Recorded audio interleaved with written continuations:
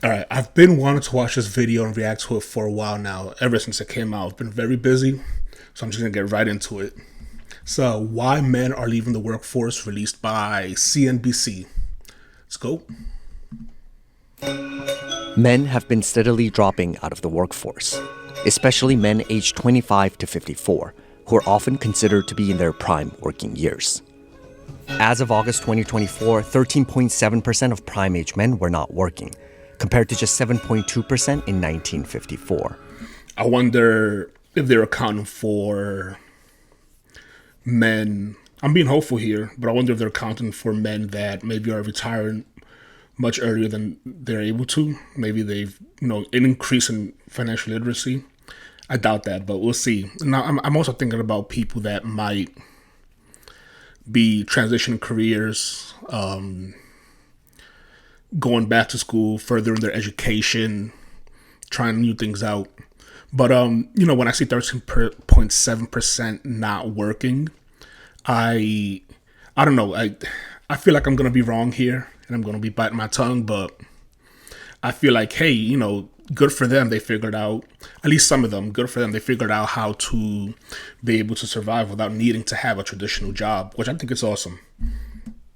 The long-term decline in labor force participation by so-called prime age men is a tremendous worry for our society, for our economy, and probably also for our political system. There's a surplus of prime age workers who could be working and aren't, and that's this puzzling problem. The unemployment rate for prime age working men sat at 3.4% in August 2024. This number primarily includes those who are unemployed and looking for a job. But about 10.5% of men in their prime working years, or roughly 6.8 million men nationwide, are neither working nor looking for employment, compared to just 2.5% in 1954. All right, yeah, I guess that is a pretty significant jump.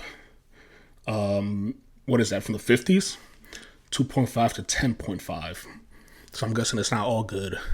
What's surprising is it's not a COVID phenomenon. It's not a recession phenomenon. And for every prime age man who is unemployed and looking for a job, there are more than 3, and some years 4, who are neither working nor looking for work. So what's driving men out of the workforce? And if left unchecked, what impact will it have on the U.S. economy? Nearly half of prime age men out of the workforce cited obsolete skills, lack of education and training, poor work record, or security issues as a reason preventing them from work. Education is a very important predictor of a prime age man's odds of being out of the labor force. The big impacts are on the non-college educated groups on their ability to enter and stay in the labor market. Men who are not college educated leave the workforce at higher rates than men who are. At the same time, fewer younger men have been enrolling in college over the past decade. I don't necessarily see that as a bad thing, that men are choosing not entering traditional 2 and 4 year colleges. I think at least, when I was growing up, there was a lot of push for vocational training as well. Maybe blue collar jobs that pay well, but don't need traditional degrees as well. I don't really necessarily see that as a negative, but I guess when you put that together with the data that men that typically don't have bachelors tend to quit jobs or lose jobs more frequently, I guess it doesn't look that great. But yeah, I think not having a degree is not necessarily always a bad thing. But I guess I'm biased. I don't have a degree. I got into software engineering somehow. I don't even know. If you look at the geography of where the most prime age men out of the labor force are in particular, they tend to be in places that have experienced manufacturing declines. They used to graduate with a high school education and have good, stable jobs. They weren't glamorous jobs. They were, automobile factories, sometimes mines, other manufacturing jobs, but they were respected, they were stable, and they could support a family. Since then, due to technology-driven growth, a little bit due to Chinese competition, you've had a lot of manufacturing firms and the places where they were located, that were one-horse towns, become ghost lands, right? Wages could also be a contributing factor. Median annual wages for men with a high school diploma have fallen from just over $57,600 in 1973 to $45,000 in 2023, adjusted for inflation. At the same time, wages for those with a bachelor's degree or more have increased by about $6,300 during the same period. Yeah, that explains a lot. You start to notice that things are very much tied together. A lot of people are talking about declining birth rates. Well, shit, it looks like people can barely support a family, so they're probably choosing not to have kids at all. They just mentioned that, straight out of high school, you were able to find a career that would allow you to support a family. That is not possible anymore. At least I don't think so. It takes a lot of grinding and hustling and things that shouldn't have to be done. It shouldn't have to be an uphill struggle to live. Honestly, it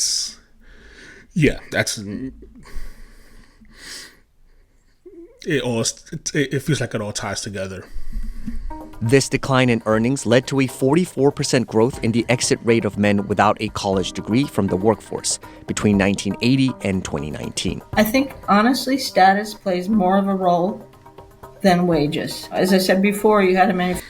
No, I think it's all wages. I don't think status matters at all.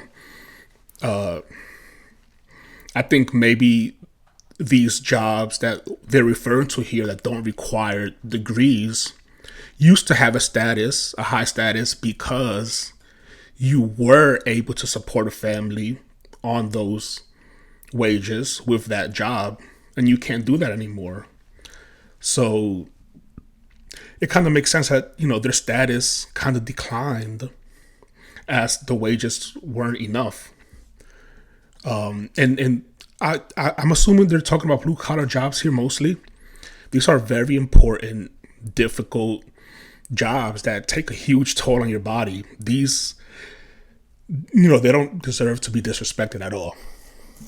Manufacturing job, it was respected. You were part of a community, breadwinner for your family. There it is, breadwinner.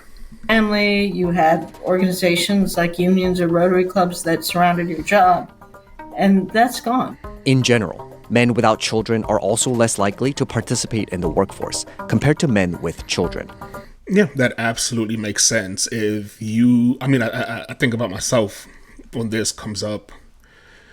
I don't have any kids, but I do have a wife. I do plan on starting a family. And I, just thinking that if I lose any one of my jobs, like, I would do anything to get another job. I'll do any job required to make sure that everybody around me is secure, if that makes sense. Even my family members who are doing very well for themselves, I want to be ready to help them in any time of need as well. And, I'm sure there are people that might watch this video that have loved ones who they care very much about, who would agree that they would do anything for those loved ones. And I think if you are single, I tell my wife this all the time. If I were single, I'd keep my jobs, but I'd be living in my truck. I'd, try to eliminate all bills and just live in my truck, shower at Planet Fitness, and I'm good. I'm set. Especially men without education or training after high school. What we have seen is a huge rise in the proportion of prime-age men who've never been married, and a very, very significant decline in the proportion who are currently married and have kids at home. And those two trends track closely with the big changes that we've seen about male attachment in the labor force. Yeah, I 100% understand why men are hesitant to get married. Set aside all the dating sucks BS, because I don't know about that because I'm married. I feel like it's very demotivating for a man that is struggling to earn a higher wage, to want to get out there and think about providing for others. That's probably why there's also a huge push for men not wanting to take care of women. I mean, we are struggling out here.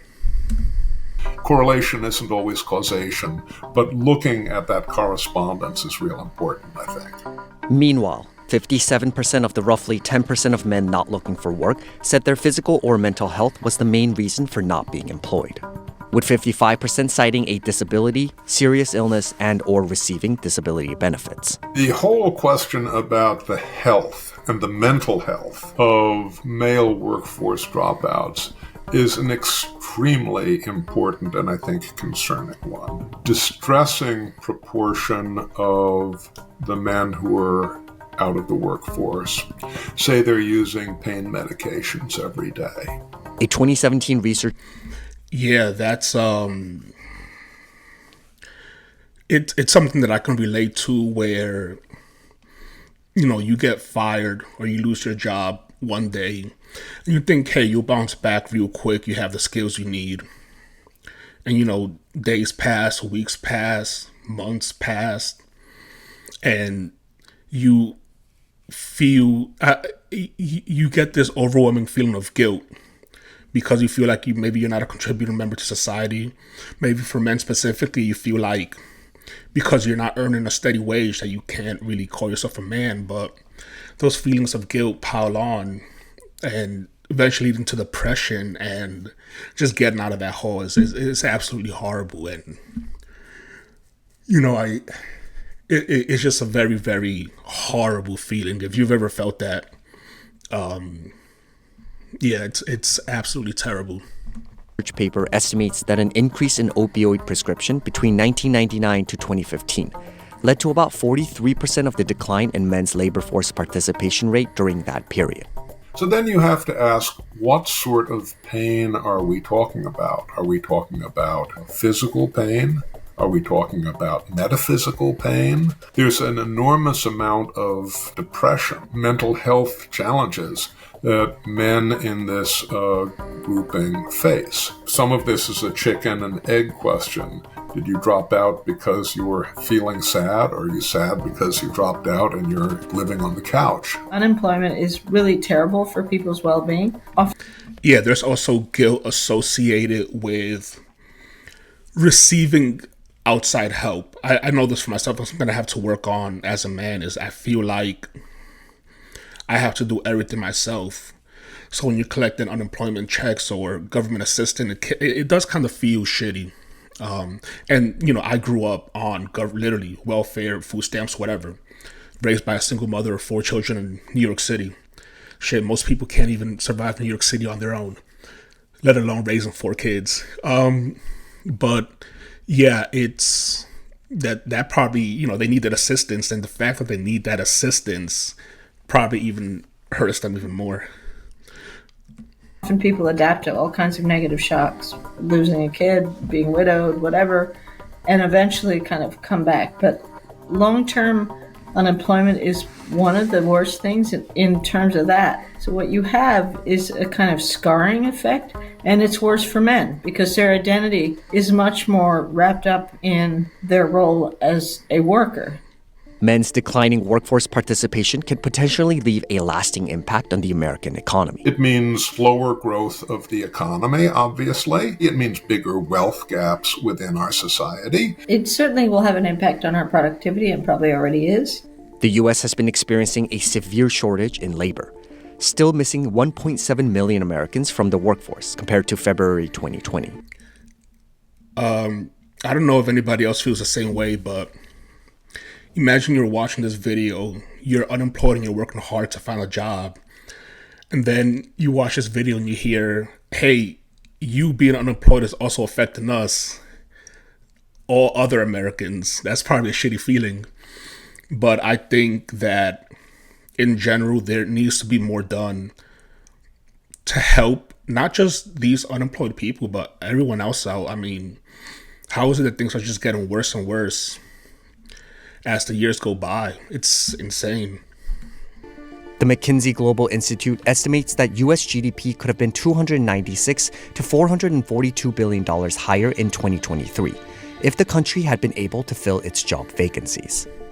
However, some experts suggest the impacts of men leaving or never entering the workforce could be more sector-specific. You need young men coming in wanting to replace those people going out. And so if men have primarily been in more manual labor, more blue-skilled and skilled trades, if they're older and they're leaving into retirement and there's not as many young men coming in, both because of declining cohort sizes, but moving in a different direction type of careers, we're going to be losing that sector of productivity. Raise those wages, and I'm sure you'll get a bunch of people trying to work those very difficult manual labor, blue-collar jobs. I'll be out there too. I'll try to be out there. I'll probably break my back. Despite a steep rise in federal funding, the infrastructure sector hasn't been able to find enough workers, with the construction workforce shortage surpassing 500,000 in 2024. We are a little concerned about the impact that inflation is going to have and has had on the movement of infrastructure dollars into the actual productive activity. Having a shortage of men in construction is going to raise a problem. The trend could have a dire sociopolitical impact as well. It'll get worse in ways that we would not like. I mean, I think it would lead to more premature deaths, but it will also likely lead to radicalization and polarization, because this is a frustrated, left-behind group with no options. There are problems that government can address and problems that government can't address. So one of the first functions that beats out policy is, economic growth. You have a strong economy, you're going to have increased wage structure, and it's going to bring people back into the market. More than a quarter of prime-age men not looking for work cited insufficient pay as a reason preventing them from work. Yeah. If you don't feel like destroying your body for a shitty wage, that's totally understandable. And nearly half said competitive pay, salary, compensation, and or bonuses was a very important factor when considering whether to enter or return to the workforce. None of this stuff that was mentioned here is anything that should be out of left field. That should be basic requirements for a job, any job. For the young, better training, skills training, some form of post-high school education, encouraging that, maybe even subsidizing that. I think part of the youth mental health crisis has to do with what's next. What's AI going to do? What am I going to do? Are there any stable jobs? I can't afford college. All those questions all come together. And so models that help them kind of give them a jump start can be... Shit, I'd even, this is going to sound crazy, but I'd even suggest that, there are probably people out there that are struggling through high school, something that, would probably be considered simple, but struggling through high school that I think just want to start living their life. And they know that education, academia is not for them. They're not looking to get into college. They want to start their lives and they want to do what they want to do. I think subsidizing those types of classes that teach those skills in high school is a very good idea. Something I unfortunately didn't have a chance to do because I went to a shitty school in the Bronx, but I'm not complaining. Really effective ways of intervening. And there are actually now really promising programs in high schools which teach kids financial literacy. They teach them about equitable entrepreneurship. They teach financial literacy is very important, but it only goes so far. I'm always going to be, I probably said this 10 times in this video already, increase wages. Teach them about how do you foster better mental health as part of the workplace. And it seems to inspire kids to go on to college, right? Because they sort of see a pathway where they didn't see it before. 29% of men out of the labor force said that training and educational programs was another important factor in considering a return to the workforce. Having the type of commitment from the employer to train and retain and offer upward mobility for workers, I think will be very important. Trying to figure out more about career pathways in the labor market and not just the education side. So how is it that someone moves from first job, next job to best job? How do we help people understand and navigate? Nearly a quarter of working Americans said they weren't satisfied with their growth opportunities in the workplace, compared to other OECD countries that on average spend 0.1% of their GDP on training their workers. The US spent only 0.03% of their GDP on job training in 2022. Older age groups, it's tougher. You're probably not going to get these guys to retrain, but there are a lot of programs that have largely been pioneered in the UK, much more than here, but we're starting to pick up on them, that literally just try and reboot community activities. They get these isolated people in despair out of their houses. It can make a difference. Social programs like disability benefits spark contentious debate. It's very controversial. People have very strong opinions about this. While we don't know why it is happening, we can be pretty clear that the social welfare programs are helping, and the disability programs are helping to finance this situation in a way that was never originally intended. A 2018 analysis by the Joint Economic Committee found that 64% of prime-age men who aren't working were receiving some sort of government assistance. So the one benefit that they rely heavily on is disability insurance. One, because they often are unable to work if they have a physical injury or high levels of addiction or whatever. But it also provides health insurance, which is huge. Very much against the initial intentions of the founders of the program. They've ended up with a perverse situation that too often subsidizes or even incentivizes helplessness and long-term dependence. If we thought about a system in which we had a work-first principle where the incentives were for getting the training and then showing up at the job and then staying at the job, I think we'd be in a lot better place than we are today. However, some experts remain doubtful about whether altering the benefits program will lead to meaningful results. I think until we deal with the deeper problem of ill health, ill mental health, these guys aren't going to respond to incentives. Everybody is responsible for their brothers. Everybody's responsible for their neighbors and their friends. And we ourselves as citizens can help to shine a spotlight on this. It shouldn't be America's invisible problem. And the more that we talk about it, the more that we pay attention to it, the closer we get to turning this around. All right, yeah, that video took a darker turn than I expected. And I know I mentioned raising wages a lot as if that is a solution to depression and mental health issues, which is not. But I think that it would definitely prevent a lot of people getting into that state in the first place.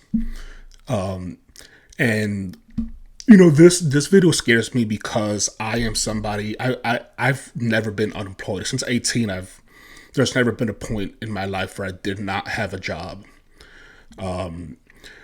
But because I work in tech as a software engineer, things are getting a little crazy out there. I don't know if you guys have been paying attention to how, layoffs all the time in these big tech companies, which I usually blame for the layoffs in the first place. And I blame for the state of the tech world. So, I'm at a point where I am fighting hard to keep my current employment and also spending a lot more time out of work, the very little time I have out of work, making sure that my skills are up to date and competitive. And if you are somebody that's struggling with, employment, because they were speaking mostly about blue collar jobs, and I haven't had a blue collar job since, I guess, technically the military kind of broke my body a bit. I can't just say go out there and find any job. But it's one of those things, like I tell my wife all the time when she sees me working all these hours, constantly in my office, and I just started, I gotta keep pushing. I just cannot stop no matter what. And I'm always pushing towards not just a better me, but also a future that I know that I can achieve. If I know I can achieve it, I'm always going to push towards it, and I'm not going to be breaking my own promises. That probably doesn't help a lot of people. It's probably bullshit, positive thinking and manifestation, but it's something that keeps me and my head in the right place. And that's all. Appreciate you if you watched the whole video.